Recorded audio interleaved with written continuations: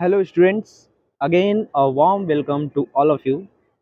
आज की क्लास में हम लोग वॉइस की सेकंड क्लास करने वाले हैं और आप लोगों का मेरे चैनल मैथ पर बहुत बहुत स्वागत है। आप लोग मेरे चैनल को सब्सक्राइब कर सकते हैं। मेरे चैनल का नाम है मैथ्यूथ। आज की क्लास वॉइस की सेकंड क्लास होगी। फर्स्ट क्लास में हमने वॉइस का जो मेन कॉन्सेप्ट था वो डिस्कस कर लिया है, जो ऑप्शन एलिमिनेटिंग मेथड है, जिसकी सहायता से हम लोग भर की सहायता से ऑप्शन को एलिमिनेट करके आंसर को टिक करते हैं। आज हम वॉइस की जो अन्य अदर कॉन्सेप्ट है उसको सीखेंगे। चलिए वीडियो को स्टार्ट करते हैं। वीडियो में अंत तक मेरे साथ बने रहिएगा क्योंकि ये वीडियो आपके लिए बहुत ही हेल्पफुल होगी। देखिए, वॉइस के बारे में हम लोग और जो छोटे छोटे कंसेप्ट है दो चार उसको आज समझेंगे। सबसे पहला कंसेप्ट है some other concept about voice.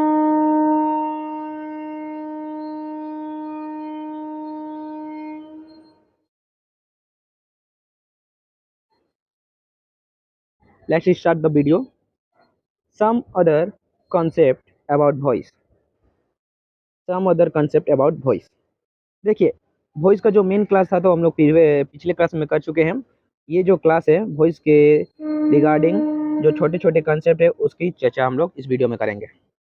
पहला कंसेप्ट ये है, जब भी active voice simple present, simple future and simple past में अगर हो और बी वर्ब जैसा कि आप लोग जानते हैं is, am, are, was, were होता है, मेन वर्ब के स्थान पर हो तो उसका पैसिव वॉइस नहीं हो सकता है। इसका मतलब क्या है? इसका मतलब ये है, देखिए example number I am good. इसका पैसिव वॉइस नहीं हो सकता। यहाँ पर एम जो है एक बी वर्ब है और वो मेन वर्ब की तरह काम कर रहा है, इसलिए इसका हम लोग पैसिव वॉइस नहीं बना सकते हैं। इसी प्रकार सेकेंड एग्जाम्पल देखिए, ही वाज सेड। यहाँ पर भी जो वाज है वो एक बी वर्ब है और बी वर्ब मेन वर्ब के रूप में काम कर रहा है, इसलिए यहाँ पर इसका पैसिव वॉइस नहीं बनाया जा सकता है। दो नंबर कंसेप्ट देखिए क्या है। ये सारे जो कंसेप्ट है वो वॉइस के रिगार्डिंग छोटे छोटे कंसेप्ट हैं। मेन जो क्लास है वो पहला वाला क्लास था वॉइस का।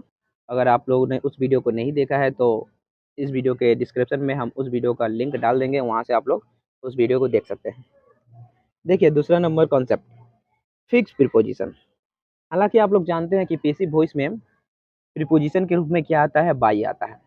बहुत अधिकांश शब्दों के साथ बाई आता है, लेकिन कुछ ऐसे शब्द हैं जिसको आप लोग याद करके रख लीजिएगा जो डायरेक्ट एग्जाम में आ जाते हैं और इनके साथ बाई के स्थान पर दूसरा प्रीपोजिशन लगता है। जैसे एक फेमस है नो।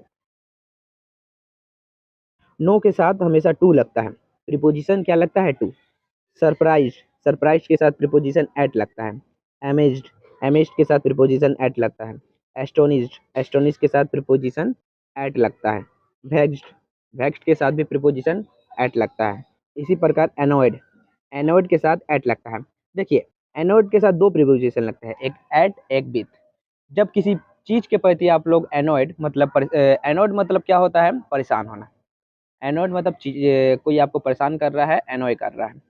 तो एनोयड एट समथिंग, किसी चीज के प्रति आपकी रुझान है। और एनोयड जब किसी पर्सन के प्रति होगा तो एनोयड विद लगता है, एनोयड विद समबडी। समझ में आ गया? इसी प्रकार ईटीसी है।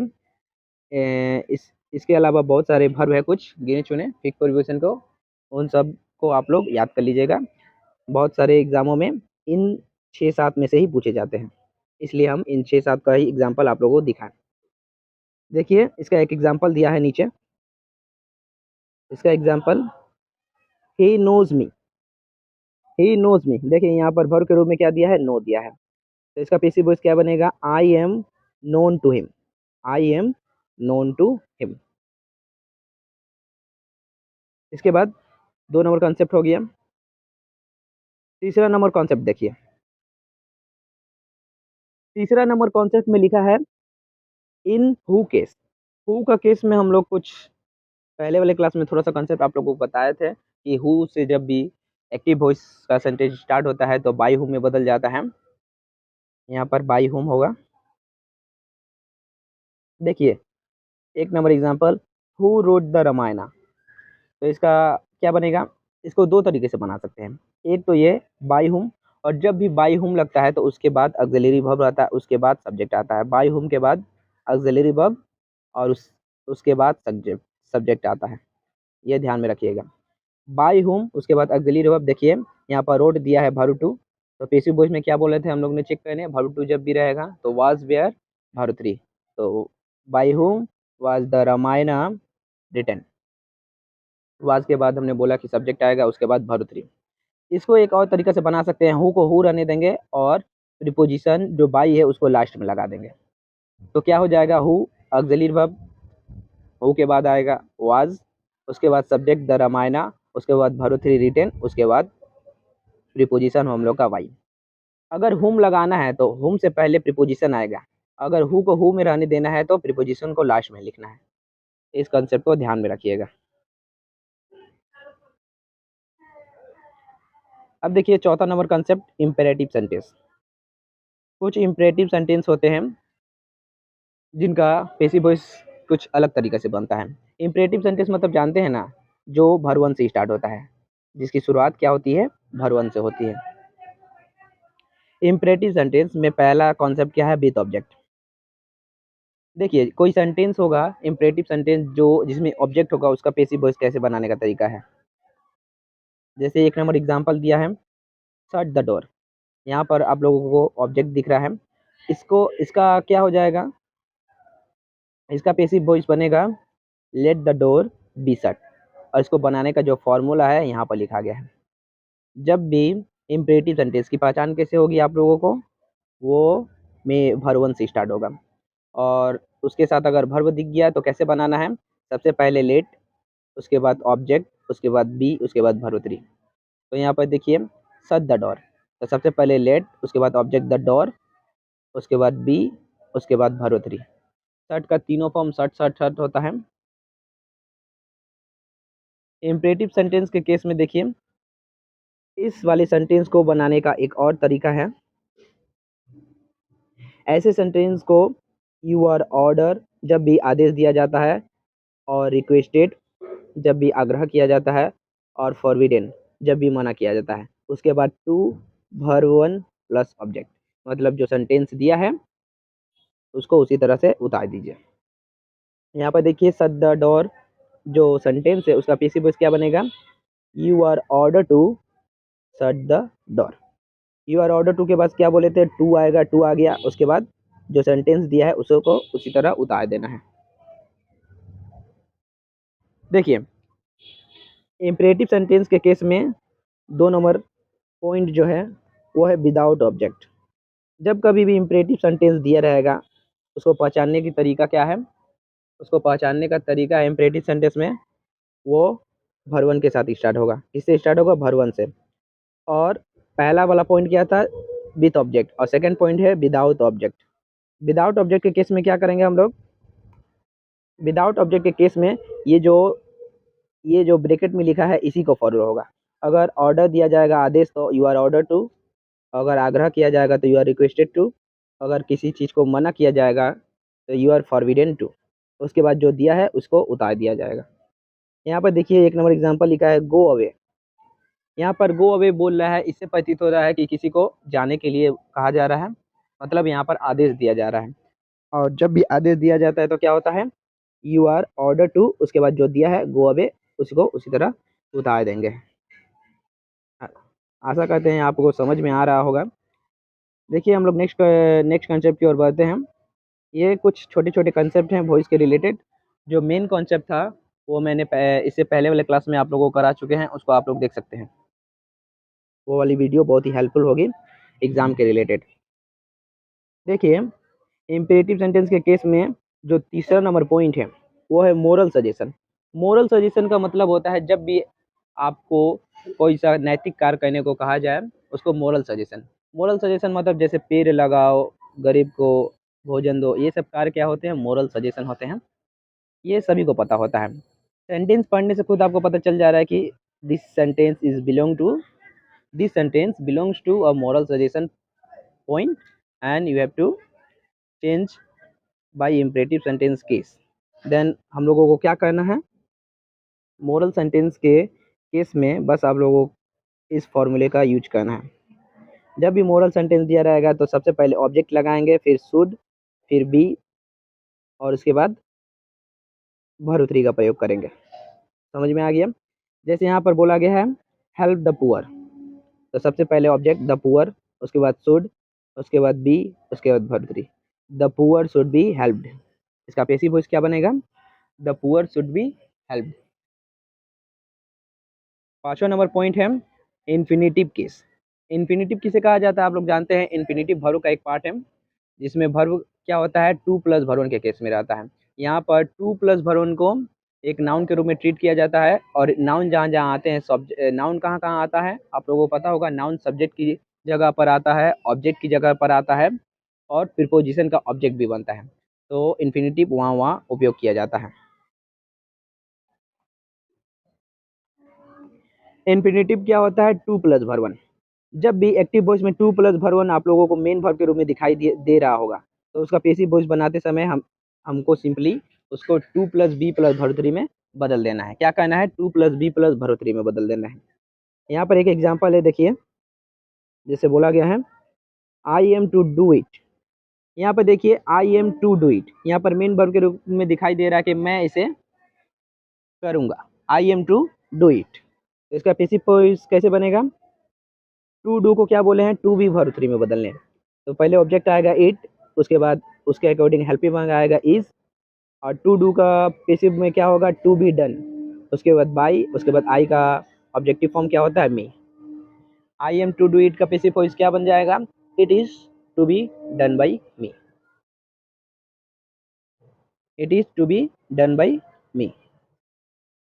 इन्फिनिटिव के केस में सेकंड पॉइंट देखिए, जब भी एक्टिव वॉइस में आप लोगों को हैज, हैव या हैड के बाद टू प्लस वर्ब वन दिखाई देगा, तो उसका पैसिव वॉइस में क्या रूपांतरण होगा? उसका पैसिव वॉइस में हम लोग चेंज करेंगे, हैज, हैव, हैड को उसी तरह रहने देंगे, उसके बाद टू बी को टू प्लस वर्ब वन को क्या करेंगे? To be plus verb three में बदल लेंगे। सिंपली हैज, हैव, हैड तीनों में से सब्जेक्ट के अकॉर्डिंग जो बैठेगा उसको बैठाएंगे। उसके बाद मेन वर्ब हमको क्या चेक करना है? टू वर्ब वन को टू बी वर्ब थ्री में बदल देना है। टू वर्ब वन को क्या करना है? To be plus verb three में बदल देना है, बस। इसके बाद लास्ट और अंतिम पॉइंट देखिए, छठा नंबर पॉइंट। इसके बाद हम लोग अगेन टेक्स्ट बुक से दो टेस्ट सॉल्व करेंगे आपके सामने लाइव उसको, और वहाँ से कितने मार्क्स प्राप्त होते हैं वहाँ से देखेंगे। देखिए लास्ट नंबर पॉइंट कॉन्सेप्ट जो है वो रिलेटेड है verb followed by adjectives. Verb followed by adjectives, जब वर्ब की विशेषता वर्ब को कोई एडजेक्टिव के द्वारा फॉलो होता है, तो उस केस में एक्टिव वॉइस का पैसिव वॉइस किस प्रकार बनाते हैं, ये कॉन्सेप्ट उसी पर आधारित है। एग्जाम्पल देख सकते हैं, एक नंबर रोज इज स्वीट। देखिए रोज के बारे में बोला गया रोज इज स्वीट, इसका पैसिव वॉइस कैसे बनाने का तरीका है? जब भी इस प्रकार के सेंटेंस दिया रहेगा तो आपको सिंपली क्या करना है, पहले जो सेंटेंस दिया है उसको लिख देंगे रोज इज स्वीट, उसी प्रकार उसके बाद रोज आपको कब स्वीट लगता है देखने में? जब उसको उसकी सुगंध को ग्रहण किया जाता है, जब उसको स्मेल किया जाता है, मतलब rose is sweet. When when do you get the smell of rose is sweet? When you smell it, मतलब जब आप उसको सूंघते हैं। तो rose is sweet when it is smelled, जब उसको सूंघा जाता है तो क्या रोज स्वीट, स्वीट उसकी दुर्गंध होती है, सुगंध, उसकी सुगंध जो है स्वीट मधुर प्रतीत होती है। सेकंड नंबर एग्जांपल देखिए, सेकंड नंबर एग्जांपल में दिया है क्यूनिन टेस्ट बीटर। क्यूनिन के बारे में जानते हैं ना? क्यूनिन क्या होता है? क्यूनिन, क्यूनिन की छाल एक होती है पेड़ के वृक्ष से प्राप्त होती है क्यूनिन, उसी के बारे में यहाँ पर बोला गया है। उसके बारे में क्या बोला गया है? क्यूनिन टेस्ट बीटर, मतलब क्यूनिन का जो टेस्ट होता है वो बीटर होता है। तो इसका पैसिव वॉइस कैसे बनाना है? तो सिंपली जो पहले लिखा है उसको लिख देंगे क्यूनिन इज बीटर, कब? व्हेन इट इज टेस्टेड, जब इसको ग्रहण किया जाता है, टेस्ट किया जाता है, तब उसका स्वाद कैसा लगता है? बीटर लगता है। तो इसी के साथ वॉइस का जो छोटा छोटा कंसेप्ट था, मेन कंसेप्ट को हटाकर वो यहाँ पर समाप्त होता है, और वॉइस चैप्टर पूरी तरह से कंप्लीट यहाँ पर आप लोग देख सकते हैं। इस दो वीडियो में ही वॉइस चैप्टर पूरी तरह से कंप्लीट हो चुका है, और इसकी सहायता से आप लोग किसी भी एग्जाम के वॉइस को आसानी से सॉल्व कर सकते हैं। चलिए यहाँ पर हम लोग दो टेस्ट सॉल्व करेंगे। अगेन चलते हैं टेक्स्ट बुक के पेज पर। देखिए हम यहाँ पर आ चुके हैं टेक्स्ट बुक के पेज पर, और ये टेस्ट रिलेटेड किससे हैं? SSC junior Hindi translator GST mock test 2023। यहाँ पर वॉइस का सेक्शन दिया है। स्टार्ट टेस्ट 5 मिनट में 10 क्वेश्चन कहने हैं 10 मार्क्स के। चलिए स्टार्ट करते हैं, जल्दी जल्दी करने का प्रयास करेंगे। आशा करते हैं आप लोग प्रीवियस क्लास को देख कर सेकेंड क्लास को देख रहे होंगे, और जो चार्ट हमने लिखाया था वर्ब टू रिलेटेड, कैसे कौन सा वर्ब कब चेंज होगा, उसको कंटेस्ट कर लिया होगा। चलिए टेस्ट को स्टार्ट करते हैं। Agree and continue. पहला नंबर क्वेश्चन है, my mother has invited her. इसको पेशी में बदलना है। देखिए यहाँ पर हैज़ है और भरोत्री है, तो क्या दिखाई देना चाहिए? हैज़ और बीन दिखाई देना चाहिए। यहाँ पर हैड आ गया, गलत हो गया। यहाँ पर हैज़ बीन है, सही हो सकता है। यहाँ पर हैज़ बीन है, सही हो सकता है। यहाँ पर हैव, देखिए यहाँ पर सब्जेक्ट सी है, सिंगुलर के साथ प्लूरल वर्ब आ गया, इसलिए ये भी गलत हो गया। अब इसके बाद इन दोनों में कोई एक सही है, तो सी हैज़ इनवाइटिंग। देखिए यहाँ पर पीसी वॉइस में हमेशा वर्ब 3 रहता है, और यहाँ पर वर्ब 4 हो गया है, तो ये रॉन्ग हो गया है ऑलरेडी। जब 3 हो गया, रॉन्ग हो गया, तो चौथा हम लोगों का सही हो जाएगा, option 3। Second number question, she is loving at me. देखिए यहाँ पर लव के साथ दूसरा प्रीपोजिशन आ गया एट। अभी हमने फिक्स पोजीशन बताए थे, कुछ कुछ ऐसे शब्द होते हैं जिनके साथ अलग अलग प्रीपोजिशन का यूज किया जाता है। लव के साथ एट प्रीपोजिशन यूज होता है। यहाँ पर देखिए इज आया है, तो पीसी वॉइस में क्या आना चाहिए? एम आ सकता है, ये सही हो सकता है। हैव गलत हो गया, वाज गलत हो गया, हैड बीन गलत हो गया। 3 गलत हो गया, तो चौथा ऑलरेडी सही हो जाएगा।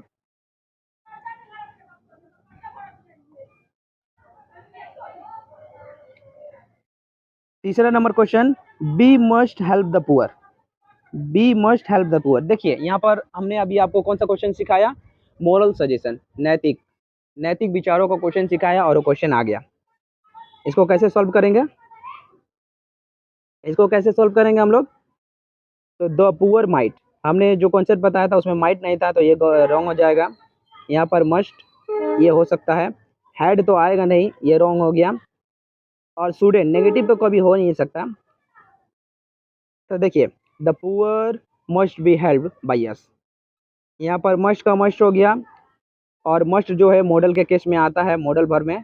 मॉडल के बाद क्या होता है? बी आता है, भर्तरी आता है, तो यही ऑप्शन हम लोग का करेक्ट हो जाएगा।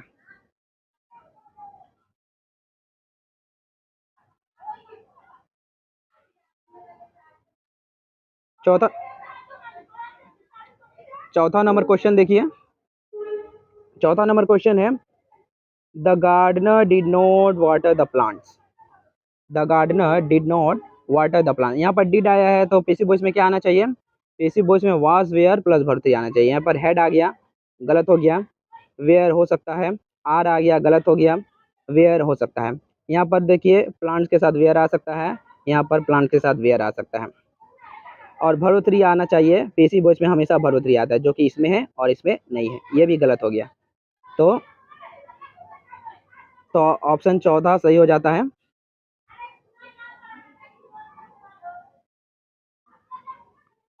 पांचवा number question, Rekha had purchased a very beautiful dress. Rekha had purchased a very beautiful, इसका पेसिव बनाना है। जब भी हेड रहता है तो पेसिव वॉइस में हम लोगों को क्या चेक करना है? हेड प्लस भरोत्री। क्या चेक करना है? हेड प्लस भरोत्री। तो देखते हैं किसमें है। हेड बिन आ गया, इसमें हो सकता है। ये वाज आ गया, गलत हो गया। इज आ गया, गलत हो गया। वाज के बाद ये वाज आ गया, गलत हो गया। तो 3 गलत हो जाने के बाद पहला ऑप्शन हम लोग का ऑलरेडी सही हो जाता है, तो पहले ऑप्शन को क्लिक कर लेंगे हम लोग।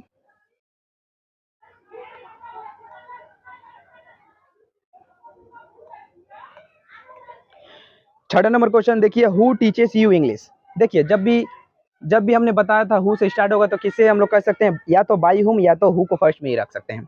यहाँ पर बाई हुम ये हो सकता है, बाई हुम ये हो सकता है। इंग्लिश ये तो पहले ही गलत हो गया, ये भी हो सकता है। लेकिन अब हम लोग वर्ब को चेक करेंगे। जब भी वर्ब में एस एस होता है, तो पेसिव वॉइस में हमने क्या बताया था, क्या होना चाहिए? पेसिव वॉइस में बताया था इज एम आर, उसके साथ भरोत्री आना चाहिए। यहाँ पर बिल आ गया, ये गलत हो गया। और यहाँ पर आर, यहाँ पर वेयर आ गया, ये गलत हो गया। जब 3 गलत हो जाए तो चौथा क्या हो जाएगा? 3 ऑप्शन एलिमिनेट हो जाने के बाद चौथा हम लोग का आंसर हो जाएगा। तो हम लोग सेकेंड ऑप्शन को क्लिक करेंगे। 7 नेक्स्ट 7वां नंबर क्वेश्चन देखिए, स्टूडेंट्स में सॉल्व दिस सम इजिली। ये वाला मॉडल वाला केस है। तो मॉडल के बाद क्या बोले थे, मॉडल के बाद बी प्लस भरुतरी। ये मे का माइट हो गया जो गलत हो जाएगा। मे बी सॉल्व, यहाँ पर भरुतरी नहीं आया है, गलत हो गया। माइट आ गया, गलत हो गया। 3 ऑप्शन गलत हो जाने के बाद चौथा हम लोगों का ऑलरेडी सही हो जाता है। इसी प्रकार 8वां क्वेश्चन, 8 सेकेंड टाइम बचा हुआ है लास्ट। तो ये क्वेश्चन आप लोग होमवर्क में कर लीजिएगा और कमेंट में जरूर इसका आंसर बताइएगा, स्क्रीनशॉट कर लीजिएगा इसको। देखिए हमने 7 क्वेश्चन किया जिसमें से 7 सही हो चुका है। एक्यूरेसी सॉल्यूशन यहाँ पर देखिए एक्यूरेसी 100% है। Question item 7, percentile 22.87। अब हम लोग दूसरे टेस्ट की ओर बढ़ेंगे। चलिए अब हम लोग दूसरे टेस्ट की ओर बढ़ते हैं। Test number voice, passive to active है। पैसिव टू एक्टिव बना लीजिएगा ना आप लोग, आशा कहते हैं हाँ बना लीजिएगा। पहला number question, I was fascinated by the novel. देखिए वाज और वर्ब 3 है, तो हमने क्या चेक करने बोला था, डिड या वर्ब 2 आना चाहिए। वाज आ गया गलत, फैसिनेटेड ये हो सकता है, फैसिनेट वर्ब 1 गलत, फैसिनेट्स V5 ये भी गलत। 3 एलिमिनेट हो जाने के कारण फर्स्ट ऑप्शन हम लोगों का करेक्ट हो जाता है यहाँ पर। Second question, the child was being loved at the roommates. यहाँ पर देखिए भर के रूप में क्या है, वाज बींग है, तो एक्टिव वॉइस में क्या आना चाहिए, वाज वेयर और भर में आएंगी सिंपली। वाज वेयर यहाँ पर वुड आ गया गलत, यहाँ पे भर में एस आ गया गलत, यहाँ पर वेयर लफिंग ये हो सकता है, यहाँ पर आर आ गया ये भी गलत। 3 ऑप्शन एलिमिनेट हो जाने के कारण हम लोग का तीसरा जो ऑप्शन है वो ऑलरेडी करेक्ट हो गया है। 7 next question number 3, because of his crying nature he is appreciated by all. देखिए यहाँ तक जो है ये वाला सेंटेंस का वॉइस नहीं बनता है, जो मेन सेंटेंस है वो यहाँ से यहाँ है, he is appreciated by all. देखिए यहाँ पर वर्ब के रूप में क्या है, इज और वर्ब 3 है, तो एक्टिव वॉइस में क्या आना चाहिए, वर्ब में एस और यस या डू या डज आना है। डू या डज क्या कब आता है, इंट्रोगेटिव और नेगेटिव के समय। तो यहाँ पर हम लोग चेक करेंगे, ऑल अप्रिसिएट हिम। देखिए ये हो सकता है, नेचर एवरीवन अप्रिसिएट हिम। देखिए यहाँ पर विल आ गया ये गलत हो गया, और यहाँ पर वर्ब 2 आ गया ये भी गलत हो गया। इसके बाद देखिए he is appreciated by all, और इसमें क्या है, because of his crying nature everyone appreciate him.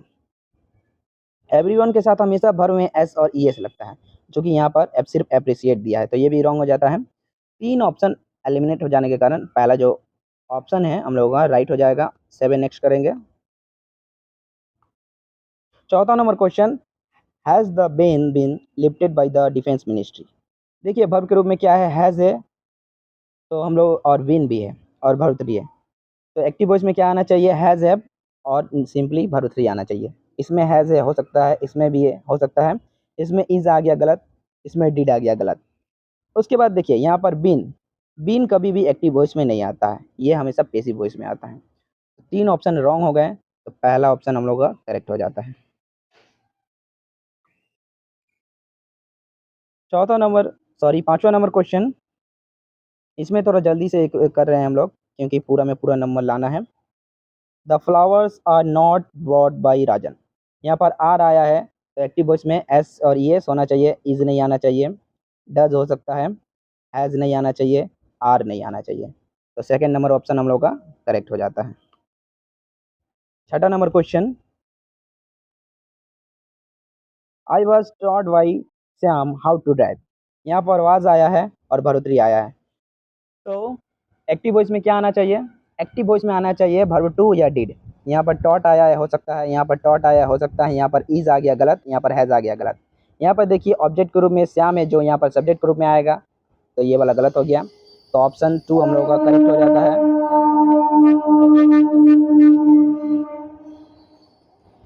हम जहाँ पर वीडियो बना रहे हैं वो रेलवे ट्रैक के पास बना रहे हैं, इसलिए यहाँ से ट्रेन बार बार गुजर रही है, तो थोड़ा थोड़ा एडजस्ट कर लीजिएगा, कोई बात नहीं।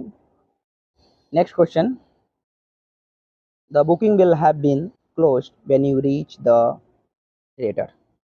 यहाँ पर देखिए विल हैव बीन आया है, तो सिंपली क्या होना चाहिए, विल हैव भर्तरी, वुड नहीं आएगा, हैड नहीं आएगा, विल के बाद डायरेक्ट क्लोज भरवन नहीं आएगा, विल के बाद हैव आएगा। Option number second, third, sorry. 8वां number question, let the children be given enough time to read. यहाँ पर देखिए लेट से स्टार्ट है, मतलब इम्परेटिव वाला, तो कैसे होगा, give the children enough time to read, यही हो जाएगा हम लोग का करेक्ट, भरवन से स्टार्ट होना चाहिए। 9वां नंबर क्वेश्चन, 9 नंबर आप लोग कमेंट में हम बताइएगा, स्क्रीनशॉट ले लीजिए इसका, और 10वां नंबर क्वेश्चन की ओर मूव करेंगे हम लोग। इसको भी कमेंट में करिएगा, क्योंकि टाइम नहीं बचा है, 9 सेकेंड ही टाइम बचा है। चलिए 2 क्वेश्चन हमने दिया, और इससे पहले वाले टेस्ट में 1 क्वेश्चन, 3 क्वेश्चन का कमेंट जरूर से जरूर देना चाहिए आप लोग।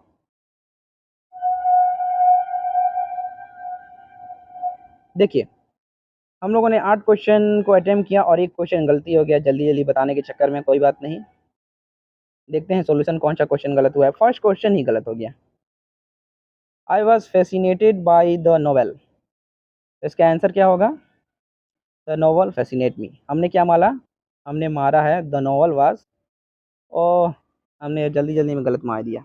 एक्टिव वॉइस में वाज के साथ भरोतरी कभी नहीं होता है, एक्टिव वॉइस